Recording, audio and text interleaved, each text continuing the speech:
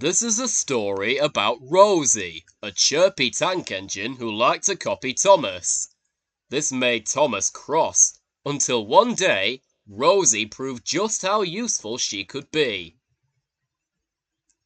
It was the stormy season on the island of Sodor, and Thomas was busy delivering mail to a far part of the island. At the end of the line, on the farm at the top of the high hill, lived a little girl called Alice. Today was Alice's birthday, and Thomas was going to deliver all her birthday cards and presents. While Thomas was at the station being loaded up, Rosie, a little purple tank engine, pulled up beside him. "Hello, Thomas," puffed Rosie. Her puff was almost exactly like Thomas's. Rosie tried to do everything just like Thomas. She tried to whoosh like him, and she tried to whistle like him. She liked Thomas so much that she wanted to be just like him. Thomas didn't like this. It made him cross. "Where are you going?" asked Rosie. "It's Alice's birthday," replied Thomas. "I'm taking all her presents to High Farm. I'm going to make sure she gets them all on time." Just then Harold swooped down. "I'm afraid I've got a storm warning, old chap," he whirred. "You had better be careful on those high tracks, Thomas. The winds can cause landslides up there."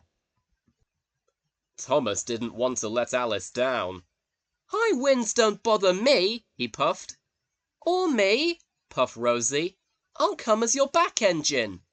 But Thomas didn't want Rosie to come. "No, thank you. I'll manage on my own," he chuffed, and pulled quickly away. But Rosie wouldn't take no for an answer. She cheekily followed after him. Thomas sped along the line to High Farm. His engine was working very hard. The sky grew darker and darker, and soon it was pouring with rain. "Rosie can't follow me now," thought Thomas. "She isn't strong enough." But Thomas was wrong. Rosie was following right behind. She whistled cheerfully. Thomas was very annoyed.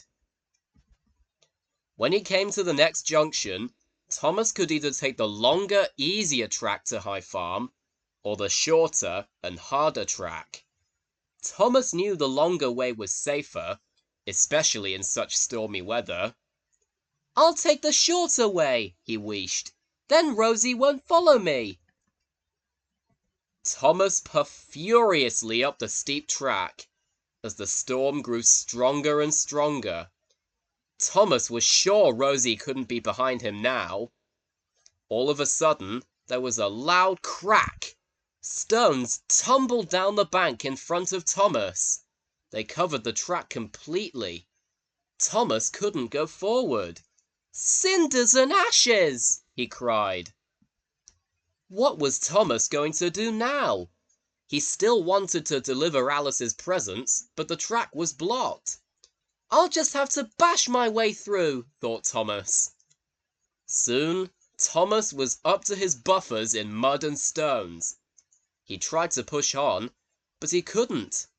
He tried to back out, but he couldn't. Thomas was stuck. Beep, beep! Another engine was coming up the track. It was Rosie. Thomas felt very silly, but he was very glad to see Rosie. "I'll go and get help," she chuffed. "Wait!" puffed Thomas. "Please will you deliver Alice's presents for me?" Rosie was very happy that Thomas had asked her to deliver Alice's presents. "Of course I will," she chuffed happily. Rosie was soon coupled up to Thomas's trucks. She pulled away and steamed back to the longer, safer track to High Farm. Thomas waited for Rosie to come back. He was very happy Rosie had followed him after all. Very soon, Rosie came puffing back down the line. "Alice's mother has telephoned for help," she told Thomas. "Edward is coming to pull you out." Then, Thomas noticed that Rosie had a passenger on board. It was Alice. Thank you for making sure I got my presents, Alice told Thomas. They were very nice. I couldn't have done it without Rosie's help, chuffed Thomas truthfully. Now we can all celebrate your birthday together. Thomas peeped happily. Rosie peeped too, just like Thomas.